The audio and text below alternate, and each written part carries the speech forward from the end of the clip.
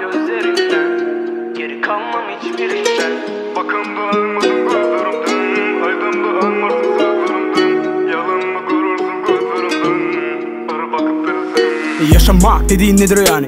Hayatımız fani, hayallerim baki. Göremedim takdir, aynı dili konuşamadık ki. İhtiyacım yok, bil yapma bana taklit yo. Kafamdaki fikirlerim aktif, içimden ne geldiyse kalpten. Zirvelere çıktığım yollarım çetin, hiçbirisi denk değil. Rap değil yaptığınız eskrim yo. Kurulu düzenim olmadı benim, hedeflerin peşindeyim. Şu an Ersin'deyim, mesafeler derin, birkaç yıla kalmaz evimdeyim. İşleri bir düzelteyim, döneceğim geleceğim he. Her adımda daha çok artar kaygım, görürüm hip hop sokağa koşanlar. Acıyı deşer bak kanıma geçer rap yolumu seçerken ben.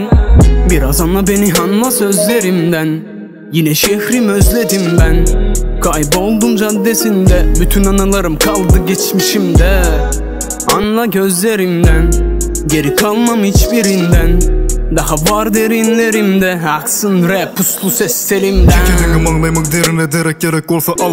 Rap'im hakkın derip bilmediniz, şoğu çiğnemenle kalsın kara derim. Yetik olmadı mı on sıvam hamalı hayvanyalı soymadılar mı insanın derisini. Masana durmuştan bir buyruk, yetik olmadı mı göründen görünlük olmak istemedi. Hiç istemen rap'im hayra olsun deyip yaşayakam kısıp dişimi savur içimi. Kim sebep o gözyaşını, akşam kaşın ağlımı. Kıyın dedim ise de tanımak, koyup gidin beni yeke başımı.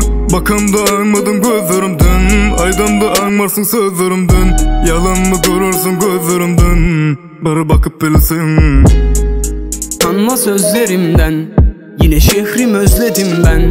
Kayboldum caddesinde, bütün anılarım kaldı geçmişimde.